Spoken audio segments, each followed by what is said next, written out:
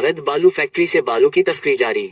आसनसोल के कुलेटी विधानसभा अंतर्गत चौरंगी और सांतोड़िया थाना क्षेत्र में इन दिनों जिले में ब्राउन गोल्ड यानी पीला सोना या सीधे तौर पर कहें तो बालू की कालाबाजारी जमकर हो रही है। अवैध बालू की तस्करी थमने का नाम नहीं ले रही है।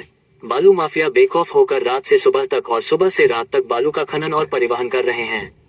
कुल्टी क्षेत्र में बालू की तस्करी धड़ल्ले से जारी है, जिससे राज्य को भारी राजस्व हानि हो रही है, जिससे एक और तस्कर मालामाल हो रहे हैं। कुल्टी थाना क्षेत्रों में बालू तस्करी के लिए कथित तौर पर बालू माफियाओं का सिंडिकेट प्रमुख भूमिका निभा रहा है। ये संगठित तरीके से अवैध बालू का खनन करवाते हैं और इसे हर एक क्षेत्र के विभिन्न इलाकों में ऊंचे दामों पर सप्लाई करते हैं।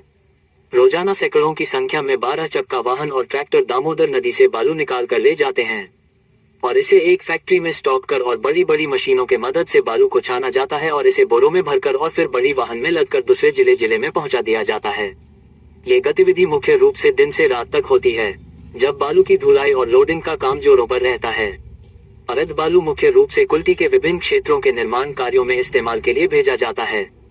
कुल्टी थाना अंतर्गत चौरंगी और सांतोड़िया थाना पुलिस और BLRO अवैध बालू तस्करी को लेकर समय समय पर कार्रवाई करती है, परंतु बालू माफियाओं का मनोबल इतना बड़ा हुआ है कि अगले दिन फिर से बालू का उठाव तथा सप्लाई शुरू कर दिया जाता है।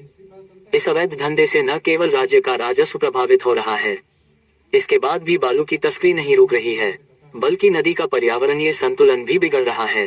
अवैध बालू तस्करी से बंगाल सरकार को प्रतिदिन लाखों रुपए का राजस्व नुकसान हो रहा है।